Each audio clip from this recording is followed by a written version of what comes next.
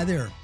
Ken Cook here, and I'm having another episode. Today's episode is a little bit different. I typically invite authors who write about the environment or nutrition and health, but today we're going to branch out and delve into culture.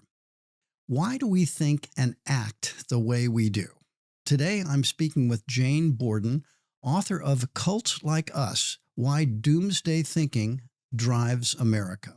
Jane is a cultural journalist and editor who contributes regularly to Vanity Fair. She's written for the New York Times Magazine and the Washington Post, among other outlets. She's a beautiful writer. I have to tell you, this book has completely changed how I think about what so many of us are experiencing right now with MAGA, MAHA, QAnon, political polarization, alt-right thinking, conspiracy theories. Jane makes this fascinating argument that cult-like thinking isn't some fringe phenomena in America or something recent. It's baked into our DNA, starting with the Pilgrims, who came here in 1620 because they literally thought they were outrunning the apocalypse. They later staged the moon landing. Jane traces 7 Puritan beliefs that have shaped American culture for 4 centuries. Things like our desire for strongman leaders, our sense of being chosen, our anti-authoritarianism, and our apocalyptic thinking. Sound familiar? At EWG, we're all about evidence-based advocacy, exposing corporate malfeasance, pushing for safer products, holding big food and big pharma accountable. We also know that many people are interested and invested in the MAHA movement, and they come to EWG for resources on toxic chemicals, food, pesticides, and other topics. So today, we're going to explore what's the difference between healthy skepticism of institutions, the challenges to authority that EWG wakes up every day practicing. What's the difference between that and cult-like thinking? When does our justifiable distrust of corporations tip into something else? And how do we maintain our critical thinking without falling into the very traps that have repeated throughout American history? Jane, thank you so much for being here. Let's start with the basics. What's your working definition of a cult? Sure. And thank you for that intro. So I lean on the work of Robert J. Lifton, a psychologist who developed this definition in the 90s, which has been very helpful because cult is a slippery word and people toss it around a lot to the degree that it can become meaningless. So Lifton said a destructive cult has 3 characteristics. There's a leader who's worshipped. Typically that leader is charismatic, but not always. The worship part is important. There is undue influence at play, thought reform, mind control, what we used to call brainwashing. And there's actual harm done, typically to people within the group, typically financial and often eventually sexual exploitation. This is helpful because you can look at, communes, for example, have a lot of cult-like aspects, but communes don't typically have a leader who's worshipped, right? So then we won't call them a cult. People talk about Alcoholics Anonymous as being culty. It has a lot of commonalities. People talk about the Marines that way. But again, those groups don't fit this definition laid out by Lifton. Everyone kind of, when you say the word cult, they have an idea, an image that pops into their head, right? And those are the kinds of groups that Lifton is characterizing. So I was finding myself wanting to draw distinctions exactly along those lines between, for example, the term that's thrown about these days, often, particularly in politics, is tribalism. A cult is not the same as a tribe, right? A tribe is a group you associate yourself with and helps define your identity, but it's not the same as a cult, right? Definitely. There are commonalities when we start falling into tribal thinking, when we become swayed by the people around us and we all start kind of saying and thinking the same thing. That's some cultish behavior happening. But if there's not someone at the head of your group who's manipulating you specifically so that that person can gain power and resources and take advantage of you, then you're not looking at a cult. Right. And so if we overlay that definition into our current politics, how does MAGA line up in your estimation? as I was reading your book, I kept thinking, well, there's sort of preclinical signs, perhaps, that you're in a cult that aren't fully expressed yet. The potential is there, right? The subclinical tendencies might be there. How do you assess MAGA in the context of your work on cults?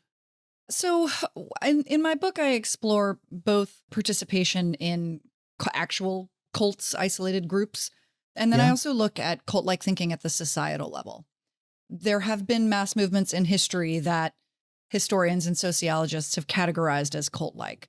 Marxism, Nazism, big movements that had charismatic leaders.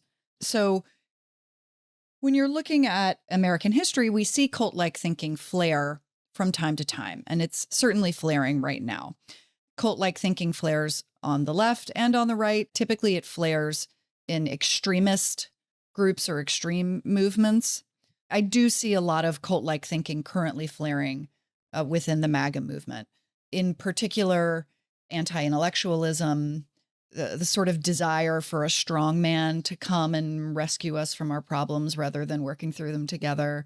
This idea of like purity and perfection, and that there's some outside group that's ruining that or taking that from us, and there is a way to re-achieve it if we punish them. These are all cult-like ideologies, and they were all present in the Puritans and Pilgrims. And I at the beginning of the book, I identify a certain number of their cult ideologies, and then I trace them through secular American history. And it's not a political book. I didn't intend to write a political book. It's not my area of expertise. Nevertheless, I'm following these certain train lines of ideology, and they've all ended at the alt-right depot in 2025. And so here we are.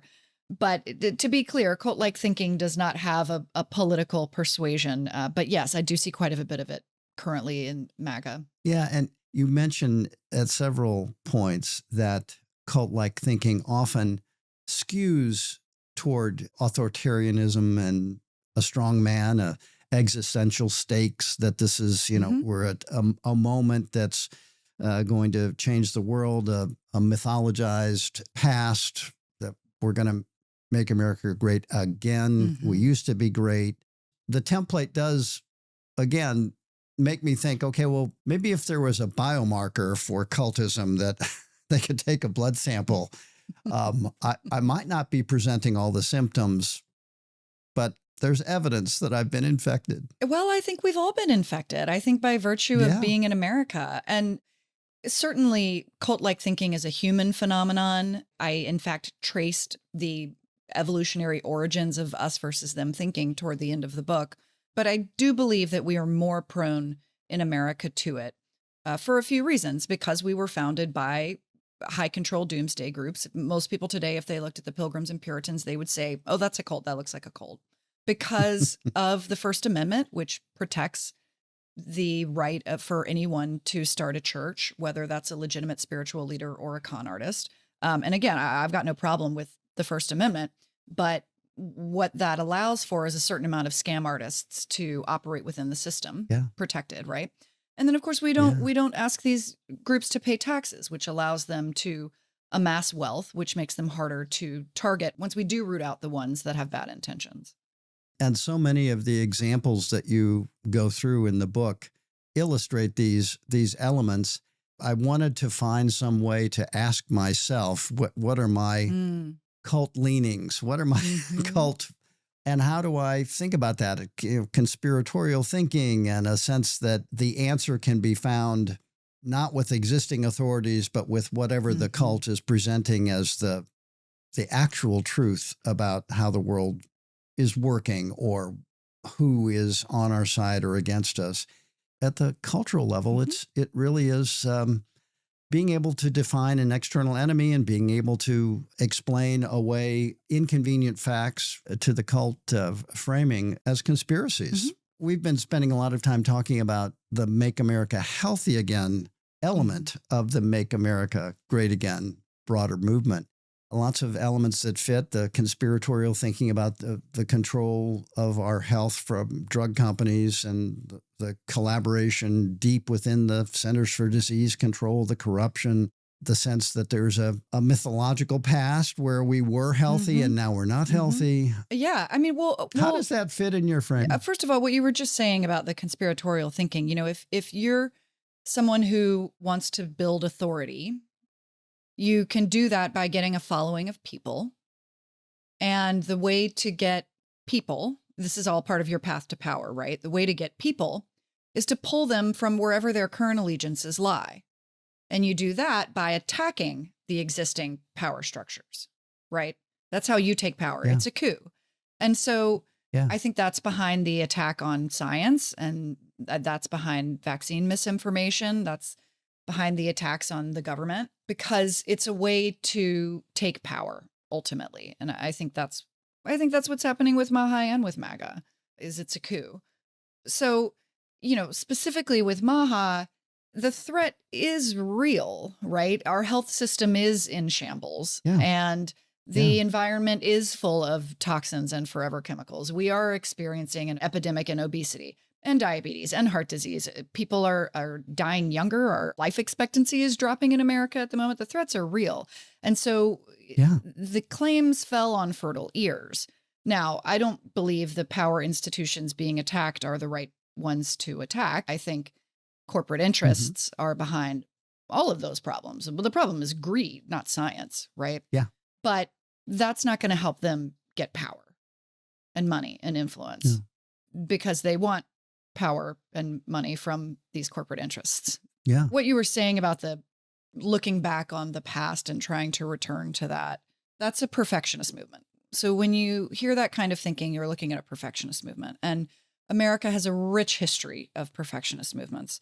This idea that on Doomsday, we're going to be taken up to heaven, will be pure, and everyone else who's not pure will perish, or will be taken up on a UFO and become light beings on the astral plane. It's a purity thing. Yeah. Even the social gospel movement in the late 1800s, abolition movement, temperance movement, those were perfectionist movements. They thought that if they could purify America of its sins, the Civil War was an effort to purify America of its biggest sin, slavery, to the social gospelists. Yeah. Then they thought Jesus would return. I mean, it was quite literal. And the eugenics is a perfectionist movement. Pronatalism is a perfectionist movement. So we see this again and again because we believe we're a chosen nation. We believe we're perfect. And that's what's happening with Maha, because it's all about purity, right? Yeah. Why can't you just make your body healthy enough that you don't need a vaccine? Right. The vaccine is this gross chemical foreign agent. Don't put that in your pure body, right? Yeah, that someone profits from putting in your body. Yeah. And another word for purity is virtue, right? And we see a lot of virtuousness in this movement and righteousness. And I think that's not a surprise. Yeah. As I was reading the book, I was struck a couple of times by the importance of conspiracy as a tool to keep information at bay that would otherwise dissolve the cult or undermine it. And that, if that can't be suppressed with an expansion of the conspiracy, then that can really help undo the cult, so that there's a sense in which a conspiracy is not really much use to a cult if it can't constantly be expanded to envelop inconvenient facts and contrary information that undermines the teachings of the leader or the power of the leader. The power of the leader, yeah. And I also noted how important failings of healthcare were. The anxiety, which is a big theme in your book as a motivator for cults generally and cult activity, no matter where it is on the political spectrum. It's sort of moments of deep cultural anxiety, anomie, sense of, being disenfranchised, sense of hopelessness. Adherence to a cult is comforting. But healthcare was something you talked about as a source of anxiety, as a source of having been left out, failed, hopelessness, because our healthcare system leaves so many people out. I mean, first of all, one of the biggest attractions to cults has always been, historically throughout the world, rescue from death. So I think when people feel their health is at stake, yes, they're very interested. And look, snake oil salesman, it's always about health to some degree. And specifically with Love Has Won, she painted herself as a healer. So Amy Carlson basically was an unhappy single mom working dead-end jobs, and she fled her life. She, much like a cult follower, became indoctrinated online into conspiracy theories and esoteric beliefs, and she just disappeared. She left her family and went to live with this guy. They started calling themselves Mother God and Father God and offering healings. And then she decided that she was actually more God than he was God. And she left him and started her own group. And people wanted to be there. They had a huge online following. And then a bunch of people came out to live with her. And a lot of former followers have said that they came because they were searching online for their health issues. And she came up because she was selling these healings online, digital healings. And because social media and the algorithms feed us this kind of extreme content, right? Yeah. And she started to spiral into addiction and anorexia. It was a big party scene all the time. Some former followers described her as just being wasted constantly, day and night, not just alcohol, but a lot of psilocybin mushrooms and some other controlled substances. And the group was especially interesting to me because it didn't follow the typical path of cult destruction, where the leader harms everyone else, right? Amy Carlson was ultimately harming herself, and it was her followers who ended up taking the reins because they, I think, needed her more than she needed them. I think at the end of the day, she was still just trying to disappear from an unsatisfying life, now through alcohol abuse.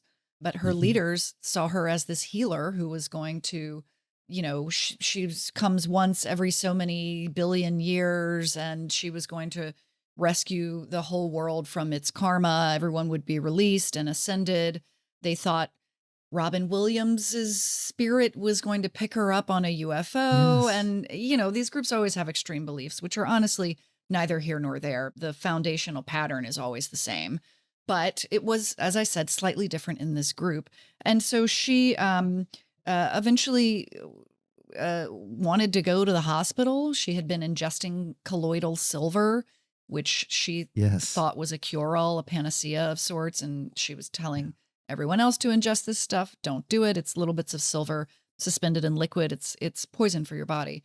She was ingesting it regularly, along again with a lot of alcohol, and she was slowly killing herself. And there came a point where she wanted to go to the hospital, and her followers said, nope, we're not going to let you, because you said hospitals were evil. You said if we go to a hospital, some of these evil beings could get into the body of a nurse and kill you, right? That's what they thought was going to happen. So we're not doing that. And it was a very tragic story. And she died at 43, 45. I can't remember exactly. She weighed like 93 pounds, something like that, at the time of her death. And her skin was purplish grayish as a result of the colloidal silver ingestion. The police who found her. Unbelievable. Yeah. What you can hear on their body cams, one of them saying, I think they painted the corpse. Yeah. Because she was kind of purplish. Oof. Yeah. And the notion that health is central to these ideologies is, I think, a really important insight of your book. That really made a lot of sense to me. And, you have to have a robust ability to generate conspiracies, to deal with inconvenient information that might come along, or whistleblowers, the most inconvenient information of all. In Washington, they call it spin. Yeah, exactly. Most people would not be amongst the 30,000 who are listening to this podcast, at least I hope not, would maybe think it's kind of silly to be worried about anything that remotely resembles that kind of cult behavior. But that's where, again, I go to if you're maybe not fully symptomatic yet, but you are looking, you are longing for solutions to preserve longevity, to have a healthier child, whatever it might be. Well, biohacking is a perfectionist movement. Of course. The billionaires who are biohacking themselves, of course. And that's not to say that we should throw out these movements. No. But I do think it's healthy to investigate the degree to which we are prone to some cult-like thinking. And that's one of the goals of my book is I want to point it out. Let's acknowledge this. Let's recognize it so that we can see it coming, so that we don't fall prey to it, so that we don't fall for the magic trick that scam artists rely on to manipulate us to serve themselves. You touched on this earlier, and maybe now's a good time to talk about when cult-like thinking does flare, when we are most susceptible to it. When we're talking about specific groups, sociologists say, first of all, anyone can join a cult. It really can happen to anyone because it's not about the psychological profile. It's about the context. People join cults when they are unmoored. So they've just lost a loved one or gone through a divorce. They've just gotten laid off. They've just moved to a new town. They don't know anyone yet. This is why cults recruit on college campuses. So when we're looking for community, this is why California has such a rich tradition of cult participation. It's not because we're all crazy. It's because the mainline churches didn't get a foothold in California for quite some time. And so people were out there looking for community, looking for spiritual allegiance. And so it was very easy for a scam artist to show up and say, hey, follow me. Yeah. So when we're talking about cult-like thinking at the societal level, when is a society unmoored? Sociologists point to technological revolution, which of course we're seeing right now in spades with AI and the way social media has shattered communication. They point to social upheaval, major social upheaval at the moment. Recently, of course, Me Too, the quote unquote woke movement. We're going to be minority majority by 2040. White people will comprise less than 50%. So this is major social upheaval.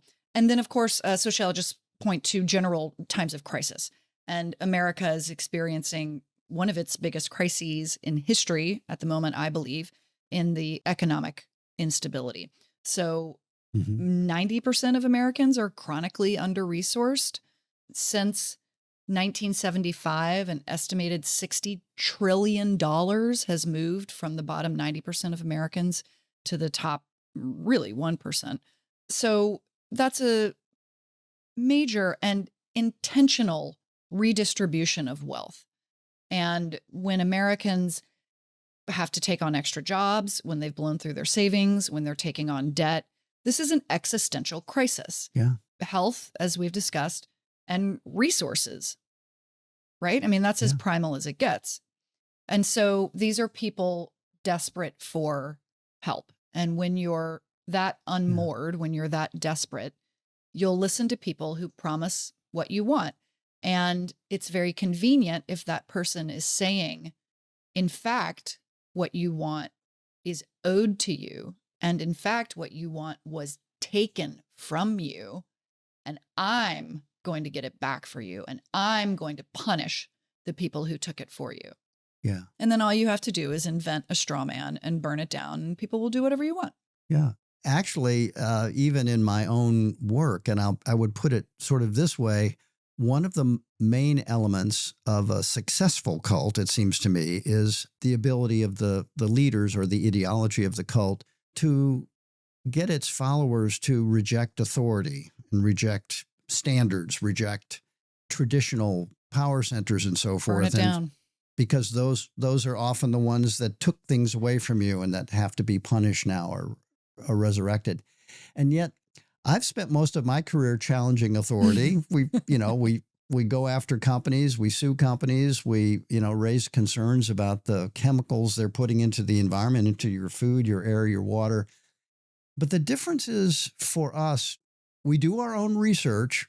And just because a lot of my colleagues have PhDs doesn't mean their research is necessarily better. They're just thoughtful about the sources.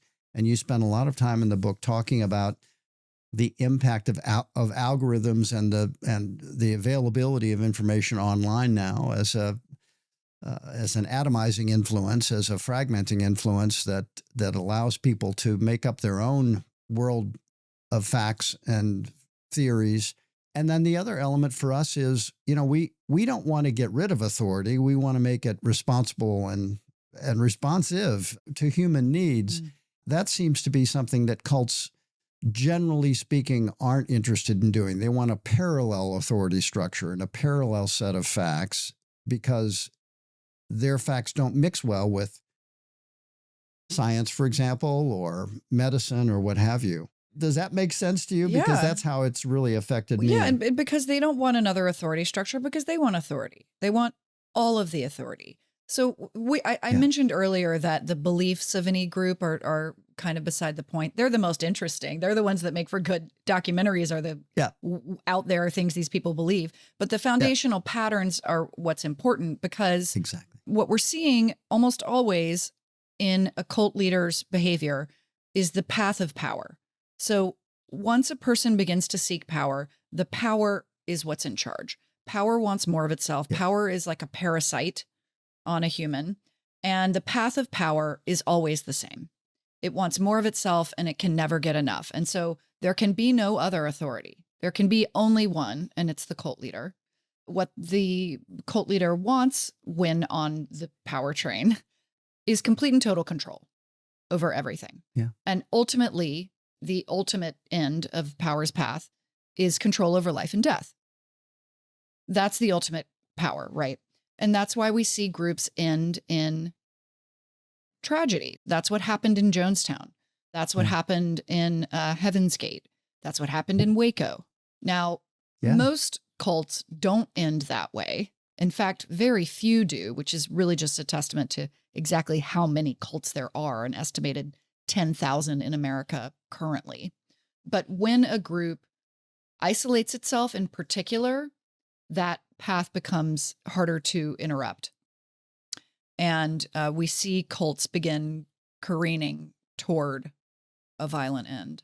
And I was struck also again and again in the cults you looked at one point or another, they often come into conflict with science. And I think for a cult leader to have an independent scientific framework out there that's generating facts and evidence contrary to what is convenient to maintain the cult is one of the main areas. This is another thing that really struck me about your book. This is one of the main areas where it makes all the sense in the world to assault science and diminish people's connection to it, their faith in it.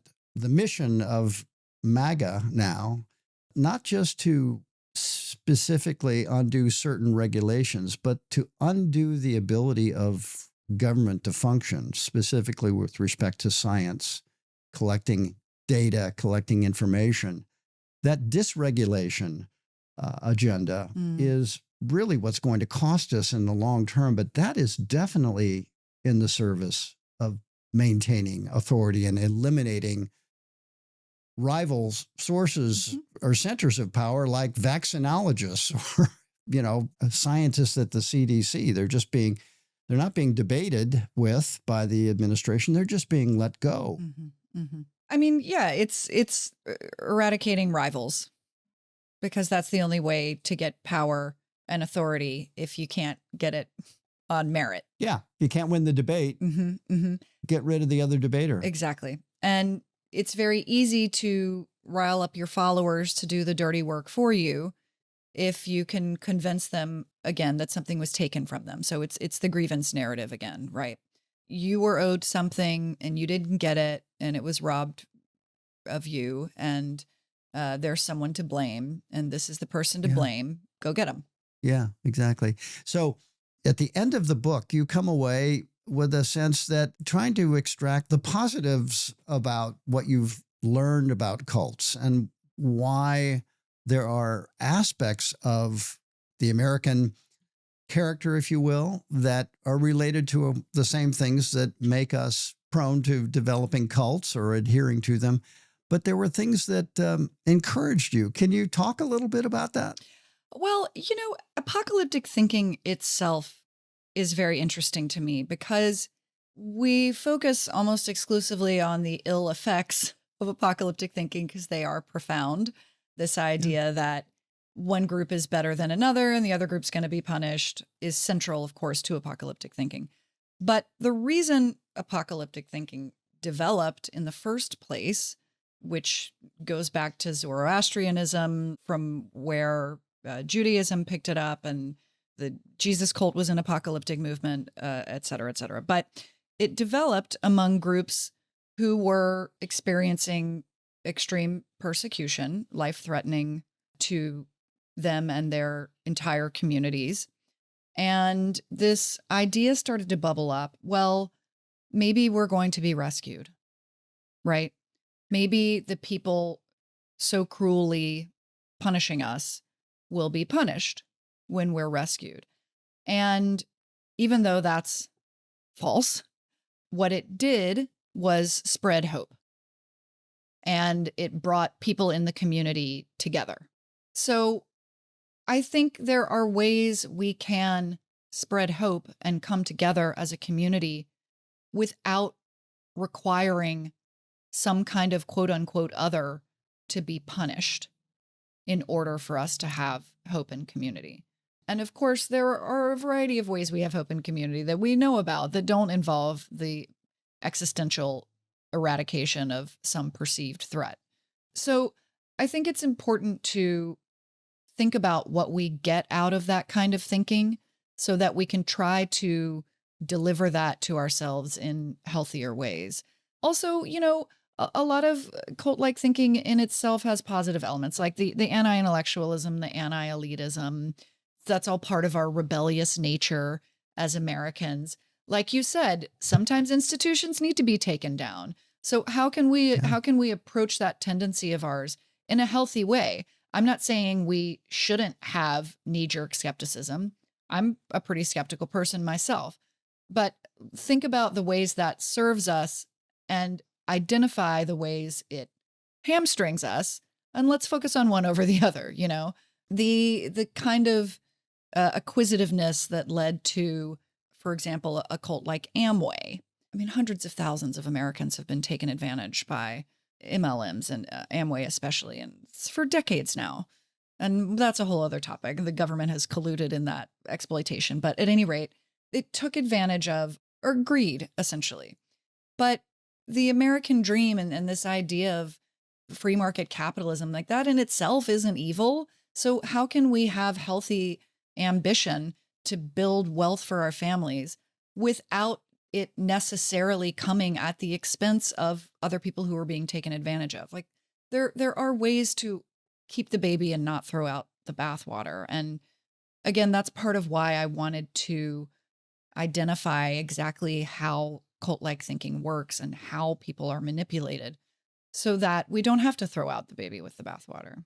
Yeah, that's a great way to summarize what I took away from your book. I mean, I found myself again and again thinking, okay, if it's the case that it's not going to be the facts that persuade someone to think differently because they've socialized, they've brought themselves into a cult-like thinking or tribal thinking so powerfully that they will reject those facts, then I think you step back and you say, okay, well, if you find yourself in need of a strong leader, if you find yourself in need of a conspiratorial worldview that explains absolutely everything, if you find yourself thinking that there was a time when things were great and perfect and we need to return to that, if you find yourself on those intellectual paths, then you might find yourself wondering if you've got the right framework or if you need to step back and, as you just said, think about just connecting to people, thinking about your basic values, thinking about how I can answer these questions about myself without having to rely on those belief structures. Turning to one another is going to be our way out of this, because cult-like thinking is fueled by division, and it in turn fuels division. And so, because divided people are easier to conquer, right? We know that.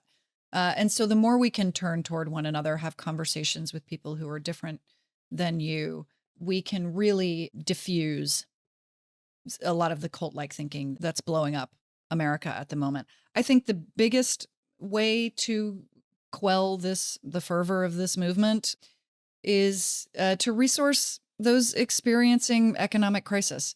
When people are no longer in crisis, they will no longer turn to this. And, I would like to point out that I do believe wealth was taken from people. The Yes. reason that this isn't a grievance narrative is because I'm not sure anyone was owed wealth. I think we as a community can choose to pay people a living wage.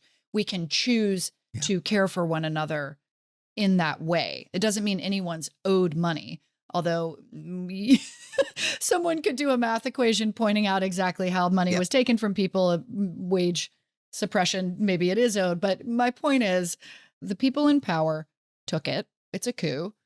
And the reason they've been given the ability to do so is because people are in crisis. Yeah. That's what they're taking advantage of. Yeah. I also loved your observation, and I'll just read the sentence that the radical Protestants believed, as apocalyptic thinkers always have, that the world contained good and evil forces and nothing else. Mm.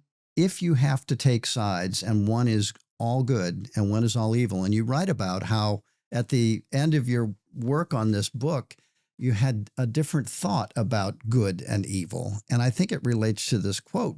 It's not just either or. It's not just one or the other. They're kind of the same thing. A useful ambiguity there, huh? Yes. I explore some chemical reactions that happen in the brain when we want to attack others. And it's very much related to the same kind of chemical reactions in the brain that occur when we want to hug and love one another. And so I pose a little bit of a question if maybe good and evil are just two sides of the same coin, if they're intrinsically related. And if that's the case, then you can't eradicate so-called evil. It's a missed mission from the jump. And so what if instead we can accept that we have this tendency within ourselves to express harm and try to investigate what that means and what triggers it. Yeah. And deal with it as a society and as individuals in a way that's not black and white. I think of chemicals in our food or pollution or whatever. There's no redeeming quality to any of that. But the actors behind it, I have a hard time just characterizing them, I always have, as evildoers, because I think it's wrapped up in a economic system, incentives, the same kind of motivations to accumulate wealth that you talk about it with multi-level marketing organizations. I came away from your book really thinking hard also about how I approach adversaries as a way of trying to understand, well, there's that subclinical cult strain there, and that needs to be taken seriously. We want to make sure we keep an eye on that. It gets out of control. It's hard. Dialogue is the answer, right? Yeah, dialogue's the answer. And speaking of dialogue, Jane Borden, thank you so much. Your book is Cults Like Us: Why Doomsday Thinking Drives America. And I just really encourage people to pick that up as an invaluable resource to understand the times we're in now, the world we're in now. And I'm so grateful for your scholarship and your beautiful and often funny writing. I love the humorous moments, the asides. They're peppered throughout the book. So thank you for that gift. Well, thanks for your interest, and I appreciate your podcast. I'm very happy to chat with you today. Thank you to Jane Borden for joining us today, and thank you for listening. If you'd like to learn more, be sure to check out our show notes for additional links to take a deeper dive into today's discussion. Make sure you follow our show on Instagram at Ken Cook's Podcast, and if you're interested in learning more about EWG, head over to ewg.org or check out the EWG Instagram account at Environmental Working Group. If this episode resonated with you or you think someone you know would benefit from it, send it along. The best way to make positive change is to start as a community with your community. Never been more important than it is now. Today's episode was produced by the extraordinary Beth Rowe and Mary Kelly. Our show's theme music is by Moby. Thank you, Moby. And thanks again to all of you for listening.